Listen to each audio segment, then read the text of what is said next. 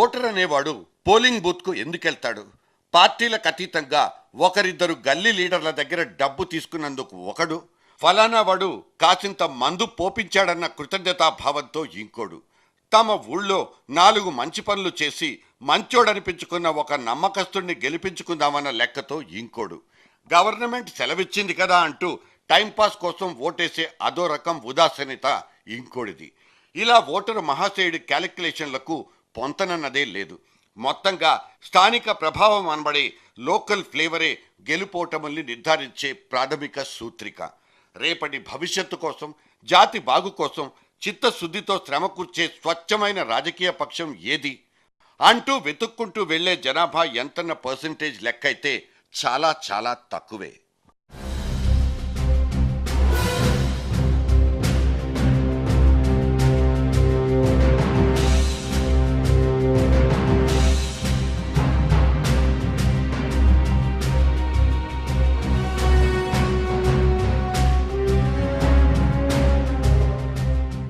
పార్టీల్ని కూటముల్ని పక్కకు పెట్టేద్దాం. మరి ఎవరిక్కడ రికార్డ్స్ అయిన నాయకుడు? ఇదే ఇవాళ మేధావులకే అంతుబట్టని వింత ప్రశ్న. లీడర్ అంటే క్రౌడ్ పుల్లర్ కాదు, కరిస్మాటిక్ పర్సనాలిటీ కాదు, నిజాల మీద నడిచేవాడు, తాను నమ్మిన ఇజాన్ని బెటర్గా కమ్యూనికేట్ చేయగలిగేవాడు, జరిగిపోయిన అన్యాయాన్ని, జరగబోయే అదృష్టాల్ని తెలియజెప్పి జనాన్ని జాగృతం చేసే అత్యంత జాగ్రత్త పరుడు. అది జగనే కావచ్చు, కిరణ్ కావచ్చు, కేసీఆర్ కావచ్చు. ఇక్కడ ఆప్షన్స్ ఆర్ ఓపెన్. ఒక నాయకుడిలో గుణగణాల్ని కొంతమంది మెచ్చుకోవచ్చు, ఇంకో నాయకుడి క్వాలిటీలు ఒక ప్రాంతపు ఎలక్టరల్ పాకెట్ని ఆకట్టుకోవచ్చు కూడా. అంతే తప్ప అందరికీ ఒక్కడే నచ్చాలన్న బండ ఫార్ములా అయితే కరెక్ట్ కాబోదు. వైరుధ్యాలుండొచ్చు, అక్కడ విద్వేషాలే కూడదంటున్నాం.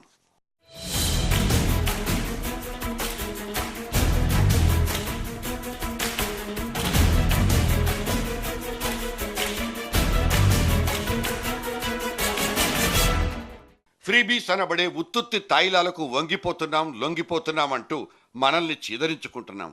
కానీ ఎన్నికలప్పుడు ఉచిత హామీల్ని నిషేధించడం దగ్గర సాక్షాత్తు సుప్రీంకోర్టే చేతులెత్తేసింది.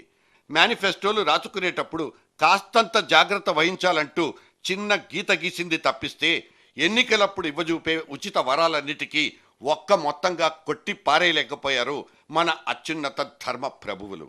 ఉచిత వరాల్ని వెదజల్లే పోటీని అరికట్టడంలో మన ఎన్నికల కమిషనర్లు ఎంత మేరకు ఫలప్రదమవుతారన్నది ఇక్కడ ప్రశ్నార్థకమే. 30 మంది ఎంపీలు, 127 మంది ఎమ్మెల్యేలు ఎన్నికల కోడ్ను తుంగలోకి తొక్కి చట్టసభల్లో కుర్చీలేసి కూర్చున్న వాళ్ళేనంటూ అసోసియేషన్ ఫర్ డెమోక్రాటిక్ రిఫార్మ్స్ ఒక లెక్క తేల్చింది. సో పార్టీలనే కాదు, ఇండివిజువల్స్ని కూడా పూర్తిగా నమ్ముకోలేని నాటకీయ పరిస్థితిలో ఇవాల్టి ఓటరు చిక్కుకుపోయాడు. పరిపాలనలో అంతులేని అనుభవం ఉండి నిజాన్ని నిర్భయంగా చెప్పగలిగిన ఒకే ఒక్కడిలా తళుక్కున మెరిసిన లోక్ సత్తాధీశుడికి ఇవాళ ఎన్ని ఓట్లేసి ఎన్ని సీట్లేసి గౌరవించుకున్నామో మనకు తెలియంది కాదు. ఉత్తరాదిన తూర్పు ముక్కలా మెరిసిపోతూ హస్తినలో పాగా వెయ్యాలంటూ తెగ ఉవ్విళ్ళూరిపోతున్న కేజ్రీవాల్ అనే సాహసికుణ్ణి రేపటి రోజున ఎంత గొప్ప అదృష్టం వరిస్తుందన్నది అంత అంతుబట్టకుండా ఏమీ లేదు.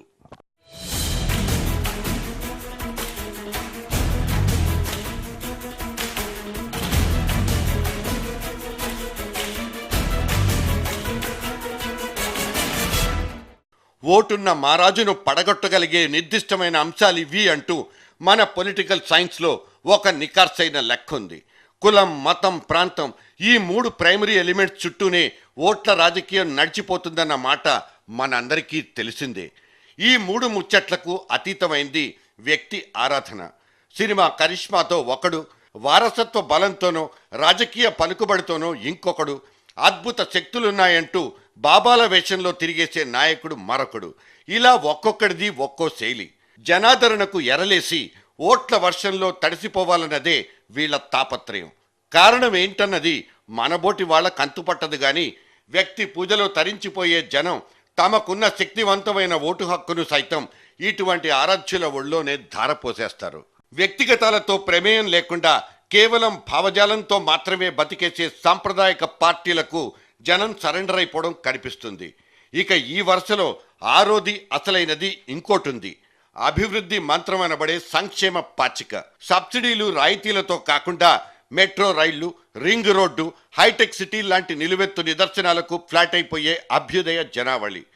ఎన్నికల ఫలితాల్ని ప్రభావితం చేయడంలో వీళ్ళది సైతం కీలక భూమికగా చెప్పుకోవచ్చు. గుండె లోతుల్లో, నెత్తుటి కణాల్లో ఎక్కడో దాక్కుండిపోయిన దేశభక్తి, దైవ చింతన, తీవ్రవాద వ్యతిరేకత లాంటి భావ వ్యక్తీకరణలు సైతం ఓటు మీట మీద బలంగా పనిచేసిన సందర్భాలు అనేకం. అయోధ్య వివాదం, కార్గిల్ యుద్ధం లాంటి కొండ గుర్తులన్నీ సార్వత్రిక ఫలితాల రూపురేఖల్ని మార్చి పడేసిన జ్ఞాపకాలే.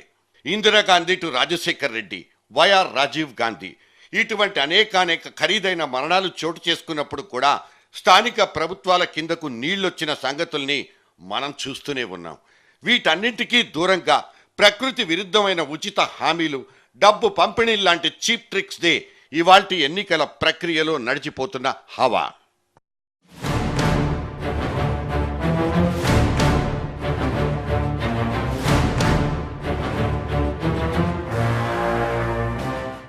ఎన్నికల్లో గెలిచినోడెవడు, ఓడినోడెవరన్న లెక్కలు అందరికీ తెలుసు. అసలు పోటీ చేస్తున్న వాళ్ళెవరు, ఎంతమంది కోటీశ్వర్లు, వాళ్ళ ఆస్తిపాస్తుల వివరాలు, వాళ్ల మీద ఎటువంటి నేరారోపణలు, కేసులున్నాయి, అందులో ఎంతమంది మీద హత్యలు, హత్యా ప్రయత్నాలు, అపహరణ, దోపిడీ లాంటి తీవ్రమైన నేరారోపణలున్నాయి. ఇవి సగటు ఓటరు తెలుసుకోవాల్సిన నిజమైన అంశాలు.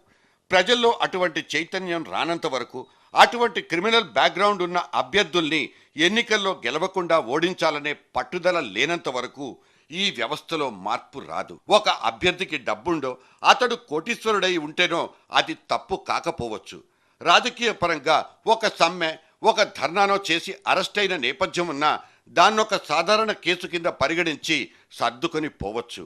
కానీ హత్యలు, మానభంగాలు, తీవ్రమైన ఆర్థిక నేరాల నేపథ్యాలున్న వ్యక్తుల పట్ల ఉదాసీనంగా వ్యవహరించి వాళ్లకు ఉదారంగా టిక్కెట్లిచ్చిన పార్టీల పట్ల ఓటర్లు కఠినంగా వ్యవహరించకపోతే ఆ పర్యవసానాల్ని వాళ్లే ఖచ్చితంగా భరించాలి. 2009 ఎన్నికల్లో పోటీ చేసిన 534 మంది అభ్యర్థుల అఫిడవిట్లను ఆంధ్రప్రదేశ్ ఎన్నికల పరిశీలనా సంస్థ విశ్లేషించి చూస్తే వాళ్లలో 60 మంది మీద క్రిమినల్ కేసులు పెండింగ్లో ఉన్నాయి. అందులో 22 మంది మీద తీవ్రమైన నేరాలకు పాల్పడ్డారనే ఆరోపణలు ఎదుర్కొంటున్న వాళ్ళు ఉన్నారు. ఇక ఇందులో కాంగ్రెస్, తెలుగుదేశం, తెరాస పార్టీల అభ్యర్థులు ఉన్నారన్నది ఒక చేదు నిజం కూడా. ప్రతి ఎన్నికల్లో క్రిమినల్ ఆరోపణలు ఎదుర్కొంటున్న వాళ్ళ సంఖ్య పెరుగుతూ వస్తోంది. ఇకపోతే క్రిమినల్ బ్యాక్గ్రౌండ్ ఉన్నోడు గెలిచే అవకాశాలు ఎక్కువ ఉన్నట్లే దండిగా డబ్బున్న అభ్యర్థులు గెలిచే అవకాశాల్ని మెరుగుపరుచుకుంటూ వస్తున్నారు. ఇక గెలుపు గుర్రాలకే టిక్కెట్లిచ్చే రాజకీయ పార్టీలు ఇటువంటి నేరారోపణలున్న వాళ్లతో పాటు కోట్లకు పడగలెత్తిన వాళ్ళకే టిక్కెట్లిచ్చి ఎన్నికల బరిలోకి దింపేస్తున్నాయి. ఇక వీళ్ళంతా ప్రజాసేవ చేయడానికే రాజకీయాల్లోకి వచ్చామనే చెప్తారు. అటువంటి అభ్యర్థుల పట్ల అవగాహన ఉండాల్సిన సగటు ఓటరు మనోగతాల్ని కూడా ఇక్కడ విశ్లేషించాల్సిందే. డబ్బున్న వాణ్ణి, నేరాలతో సంబంధం ఉన్నవాళ్లు గెలవడాన్ని ఎలా అర్థం చేసుకోవాలి? వాళ్ళు విచ్చలవిడిగా ఎన్నికల్లో డబ్బు, కానుకలు, మద్యాన్ని పంచి ఓట్లను కొనుక్కోవడం మనం చూస్తోందే. 10-15 లక్షలకు మించి ఖర్చు పెట్టకూడదన్న నిబంధన, డబ్బు తీసుకుని లేదా పంచి ఓట్లను వేయడం లేదా కొనడం నేరమన్న నిబంధనలతో పాటు కులమో మతమో పేరు చెప్పి ఓట్లు అడగడం కూడా నేరమనే నిబంధన కూడా ఉంది. అయితే ఇవన్నీ మన కళ్ళ ముందే శరామామూలుగా జరిగిపోతూ ఉంటాయి. ప్రజా ప్రాతినిధ్య చట్టాలు, ఇండియన్ పీనల్ కోడ్లు ఈ ఎన్నికల్లో ఘోరంగా ఉల్లంఘింపబడుతున్నాయి. వీటిని మన పార్టీలు గమనిస్తూనే ఉన్నాయి, ఓటర్లు చూస్తున్నారు. అయితే ఇది భవిష్యత్తులో తమకే ప్రమాదం అన్న విషయాన్ని మాత్రం జనం అర్థం చేసుకోలేకపోవడమే ఇన్ని అనర్థాలకు మూల కారణం. ఈ జనం మారనంత కాలం వ్యవస్థ మారదు, వాళ్ళ భవిష్యత్తు కూడా మారదుగాక మారదు.